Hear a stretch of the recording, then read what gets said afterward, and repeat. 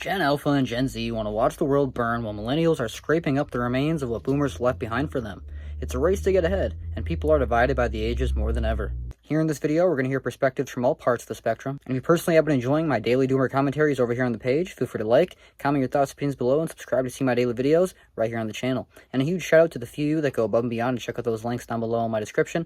Those are some of the best way to support me and the content right here. Now, let's begin this shit show. So I had a conversation with my boomer dad and boomer uncles about why people didn't want to work anymore, and I said something that I think is true and I want to share it with you. First of all, let me share with you some of their condescending thoughts. One of the points my boomer relatives said is, why do people expect work to be good? It's not supposed to be. It's not supposed to be comfortable. That's why you call it work. We didn't expect it to be comfortable. We labored in uncomfortable situations and we did it in order to make a living. We didn't expect luxuries. You guys expect luxuries. And let's just derail the conversation twice here for a second. First of all, who is telling them that we want luxury? And that's something that for some reason we're unwilling to put up with uncomfortable situations. All of us worked through college. All of us. I don't know a single person who didn't have a job, who didn't work almost full time all the way through college, even though they were going to college full time. I did that. Almost everybody else I know did that. Secondly, most of us are just asking for healthcare and affordable housing. I don't understand where the concept of luxury is coming from. A place to sleep and have some money to buy food and then maybe go out every once in a while is most of what people are asking for. And not to be terrified of future and retirement and dying poor and lonely. So straight out of the gate, I don't know who is feeding them this bullshit narrative. Now, secondly, a little over a 20-year period of time, the dollar lost almost half of its value. And in 2000, most boomers were in their 40s when that began to happen. Since 1970, there's been a 500% increase or more in the consumer price index. A 1,500% increase in tuition, at least amongst higher education places like Harvard, and only a 10% increase in wages. In addition, baby boomers will not retire and get out of the way so that younger people can have careers, with 50% nearly of millennials and Gen Z, and 1/3 of Gen Xers saying that they've blocked their career progression. So let's return to the main criticism that these boomers had of millennials and Gen Z, that we didn't want to work, we didn't like working, we thought it was too uncomfortable and we didn't want to do it anymore. It's not that we don't want to. It's that the bargain used to be that for 2,000 hours of work a year-ish, you could afford a life. And that's just not true anymore. You can work as hard as you want, you're not going to get ahead. So work has always been bullshit. We've just realized that it's no longer worth doing because you don't get anything for it. Now, I think it's fair to say that every generation is sitting on a different pendulum of where they can actually, do what they can in the current economy, current housing market, whatever they get put into once they turn 18 and they're of age and they're like legal adults. It's different for every single generation. And now there's this built-up hatred towards the older generation from this new young adult crowd, these Gen Zs, really strongly millennials, and eventually probably Gen Alpha, being that they did have this big boom. They were the baby boomers. They got in when the time was ripe, and when they actually did, if they got in, they actually did follow their plan, the plan they were set out to follow by their parents or their society, their reality that they had not so long ago. It would have worked out for them tenfold, 100-fold, 500x. Versus right now, even if you follow the plan that I was told as a Gen Z, and even most millennials I've heard in the comments, and a lot of you guys share your personal experience down below in the comments. I always love to read those. Feel free to share yours, which generation you're from and how your life has been.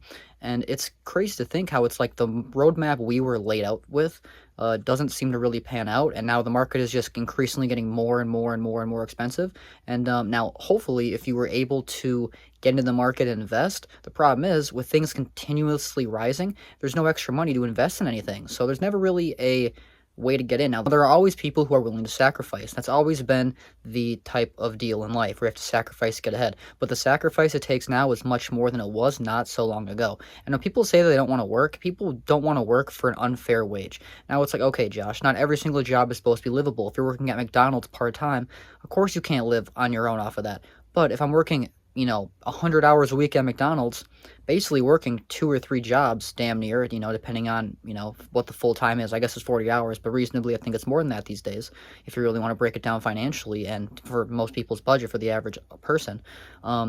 you should be able to live off of that, and you still can't, even off of minimum wage, which I know minimum wage is its own topic. We'll probably cover that in a different video in its own subject and topic form, but either way, I would love to hear your guys' thoughts and opinions regarding all of this, so let's move on.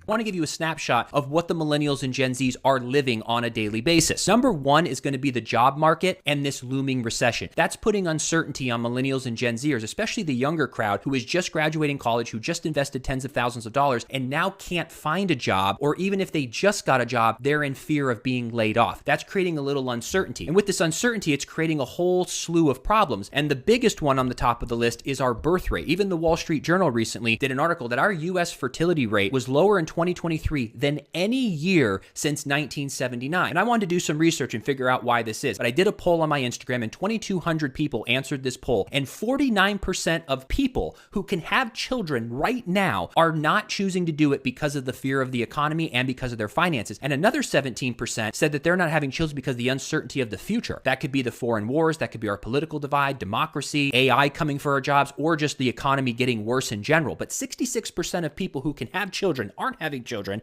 because of finances and our fear of the future. The other thing that's really burdening us, what I think everyone's pretty aware right now, is the housing market. In the past 4 years since the pandemic, the housing prices have gone up 40 to 60%, which is wonderful for those of you who own a house because your net worth went up. You can now borrow more money if you want to, but for every single person who did not own a house before this happened is essentially locked out. It has become a luxury. In most places in the country, you need over $100,000 to even consider buying a home, and even then in some cities, that's still going to make you house poor, which isn't a good idea. You need more like $130,000 to $150,000 to buy the average house to feel good about. So how many Americans under 40 are really making that kind of money? It has become a luxury. And because housing has become a luxury, where are people forced to live? They're forced to rent. And if they're forced to rent, they're forced to pay whatever the rent prices are. And rent prices have gone up 32% since the pandemic. So even your Gen Z or grandchild or your child who's 29, 30, 32 years old is living in a 2-bedroom apartment with a bachelor's degree with 2 children and cannot buy a house. This is something that needs to be addressed. So we need to keep having a conversation with each other so that we can address these problems, because without addressing these problems over the past 30 years, look what happened, boomers. No one fixed the housing supply when they saw that it was a disaster in 2012. They allowed private equity to come in and start buying up houses. That could have been stopped. They could have done something about the Social Security disaster way earlier. They didn't. They saw that the birth rates were starting to go down. We saw that the college debt was continuing to increase and people weren't getting jobs at the value that they should have. The national debt, you watched it over 30 some years go from $4 trillion to $35 trillion and no one did anything about it because you didn't have the ability to communicate like we can. Now we're calling out the bullshit. We just want to live a chill life. We just want to buy a house, have some kids and hang out. And we want to go on vacation for 4 days and not sit around and go, this is going to end soon. Am I going to have a job when I get back? How am I going to pay my mortgage? This is why we need to make a change in this country and we need to work together. Now, I think it's always been the case that if you're a younger person,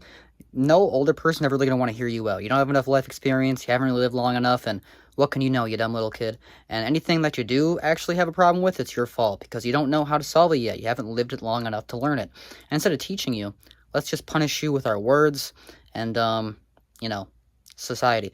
But in all reality, I think it is kind of funny how, I think every generation is so similar, especially because we all age and we all end up being the old person. I mean, I'm already 25, and depending on how old you are, you might already consider me unk, which I consider 25 as a kind of still a decently young person, but that is definitely a debatable topic in its own. But I also think something that doesn't get really brought up much in this whole topic of young people whining so much and why Gen Z millennials love to complain constantly is because we actually have the ability to. I feel like, when boomers were younger, they probably felt the same way. They had so many different disciplines.